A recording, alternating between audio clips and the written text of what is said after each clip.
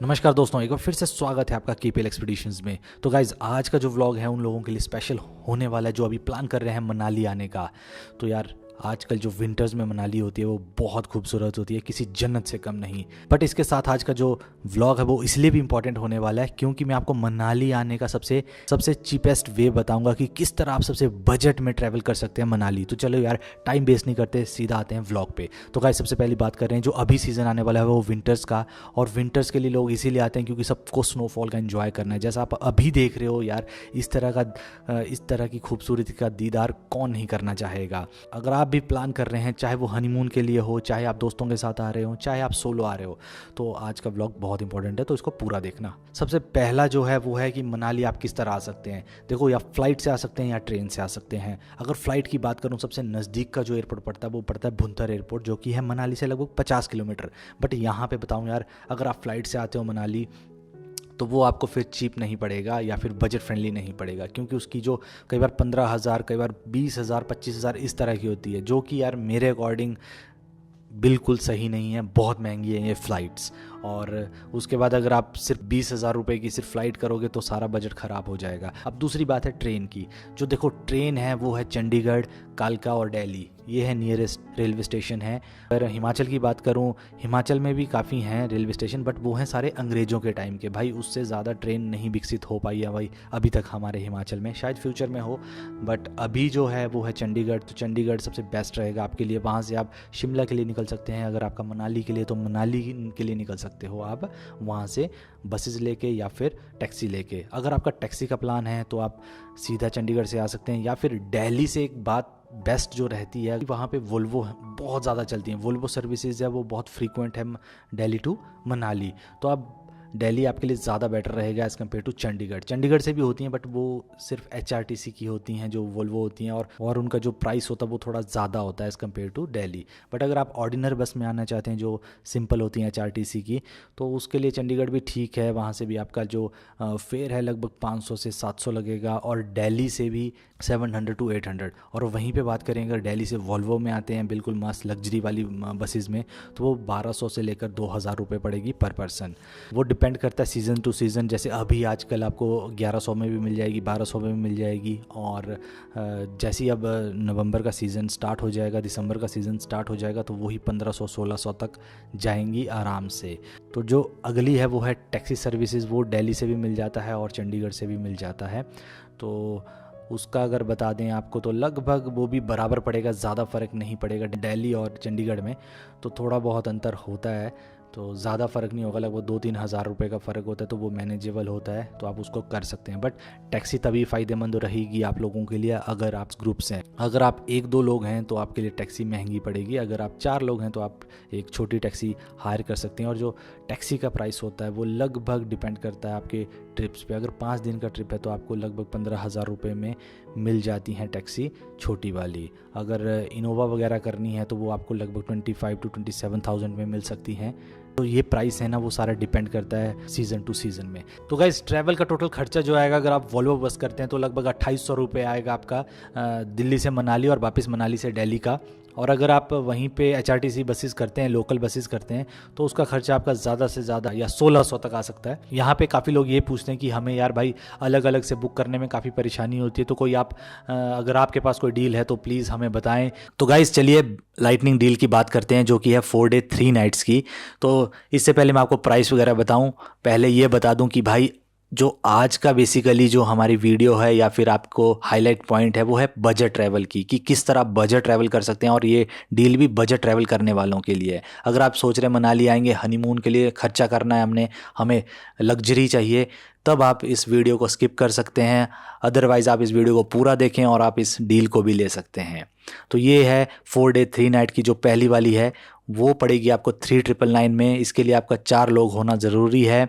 और इसमें क्या होगा कि ये 3 डेज़ का फुल टूर मिलेगा और 1 डे का हाफ टूर मिलेगा, जिसमें आप सोलांग वैली घूम सकते हैं, नगर कैसल जा सकते हैं, कुल्लू घूम सकते हैं और सिस्सू भी घूम सकते हैं। बट यहाँ पे एक बात है, सिस्सू के लिए अगर मौसम साफ़ होगा, सब कुछ क्लियर होगा, तब सिस्सू ले जाएंगे आपको। अदरवाइज़ आपको 4x4 गाड़ी हायर करनी पड़ेगी जिसका प्राइस ज़्यादा है। और दूसरा है कपल्स के लिए कितना पड़ेगा, जो कपल बजट ट्रैवल करना चाहते हैं तो ये पड़ेगा भाई कपल्स के लिए मात्र 4399 पर पर्सन।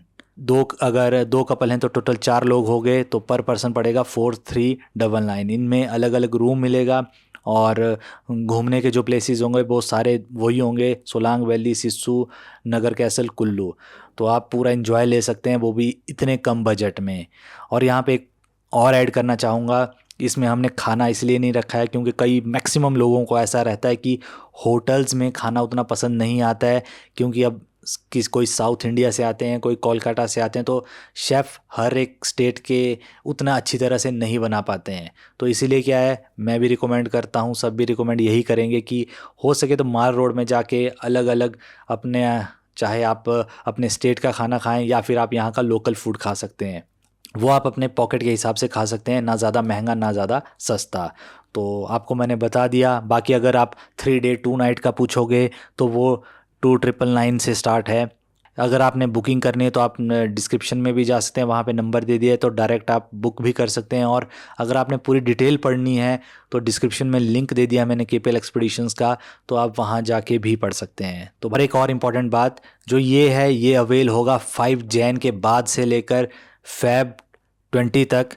तो उसके बीच में अगर आप आ रहे हैं तो आपको यही पैकेज सेम प्राइस में मिलेगा जो मैंने अभी बताया, ना उससे पहले ना उसके बाद, क्योंकि 5 जनवरी तक हमारे ऑलरेडी स्लॉट्स फुल हैं और अब बचे हैं 5 जैन से 20 फ़ेब तक। 20 फ़ेब के बाद भी ऑलरेडी फुल हैं। तो इसीलिए अगर आप लोगों ने अवेल करना है तो आप जल्दी कीजिए और बुक कर दीजिए।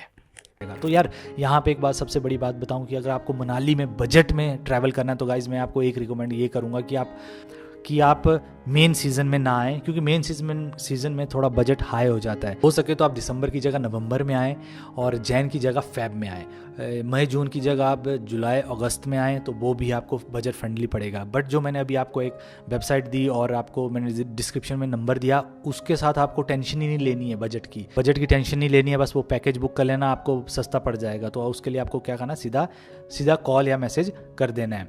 मनाली में जब आप पहुँच चुके हो, होटल आपने 1000 रुपये 1500 रुपये का ले लिया, उसके बाद आते घूमने की बारी। तो यहाँ पे आप बाइक रेंट भी कर सकते हैं, मतलब अगर स्कूटी रेंट करते हो तो 500 से 600 पड़ जाएगी, बाइक रेंट करते हो तो 800 से 1000 पड़ जाएगी। अगर आपको ज़्यादा अच्छी बाइकें चाहिए जैसे कि हिमालयन वगैरह तो वो 1200 से 1500 के बीच में पड़ सकती हैं। 2 बंदों को आराम से 600 की बाइक पड़ जाएगी और आराम से घूम लिए। बट अगर टैक्सी की बात करूँ तो लगभग 2000 से स्टार्ट हो जाती है, डिपेंड करता है, कोई 2500 रुपये में बोलेगा, कोई 2। बट अगर मैं मेन विंटर की बात करूँ तो आपको 2700 3000 रुपये में पड़ेगी अभी के टाइम में, क्योंकि अब सीज़न चालू होने वाला है। 3500 की भी पड़ सकती है। वैसे ही फिर रोहतांग पास की कुछ दिनों तक खुला रहेगा, 10-15 दिन 20 दिन भी रह सकता है, तो आपको लगभग 4000 तक पड़ेगी रोहतांग पास की, 4500 तक विद परमिट के साथ। और वैसे ही जो सिस्सू का प्राइस भी थोड़ा सा ज़्यादा होता है एज़ कम्पेयर टू बाकी जगह आपको 2500 2700 2800 में पड़ जाएगा। बस सिस्सू के लिए आपको 500 एक्स्ट्रा लगेंगे, वो 3500 भी ले सकते हैं, 3200 भी ले सकते हैं टैक्सी के लिए। बाकी अगर मनाली में आपको खाना पीना चाहिए तो यार बहुत महंगा नहीं है मनाली का खाना पीना। अगर माल रोड में हो तो आप मेन माल रोड में खाओगे तो थोड़ा सा महंगा पड़ेगा, एक्सपेंसिव। बट आप थोड़ा सा पिछली साइड जाओ तो वहाँ पे ढाबे वगैरह अच्छे ढाबे, पंजाबी ढाबे हैं, वैष्णो ढाबे हैं। अगर आप ढाबों में खाओगे तो 100 रुपये में पर पर्सन आपका एक टाइम का खाना अच्छे वाला फुल पेट मिलेगा।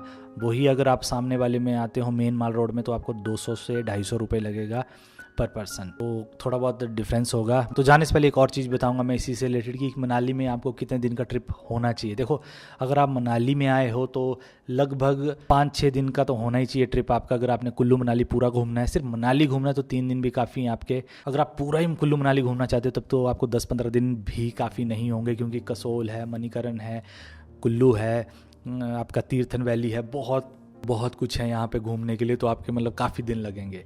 बट अगर आप नॉर्मली सिर्फ मनाली घूमना चाहते हैं तो एक दिन आप सिस्सू सोलांग वैली चले गए और एक दिन आप लोकल मनाली घूम लिए और एक दिन आप कुल्लू की तरफ आ गए, जहाँ पे आप एडवेंचर एक्टिविटी भी कर सकते हैं। तो गाइज़ बस आज के इस व्लॉग के लिए इतना ही। और फिर भी आपका कोई डाउट रह जाता तो आप कमेंट सेक्शन में पूछ सकते हैं। और बजट ट्रैवल करने के लिए अगर आपको पैकेज चाहिए तो आप दिए हुए डिस्क्रिप्शन पे नंबर पे कॉल कर सकते हैं, मैसेज कर सकते हैं। नेक्स्ट व्लॉग में till then Jai Hind, Jai Bharat and stay safe, bye bye.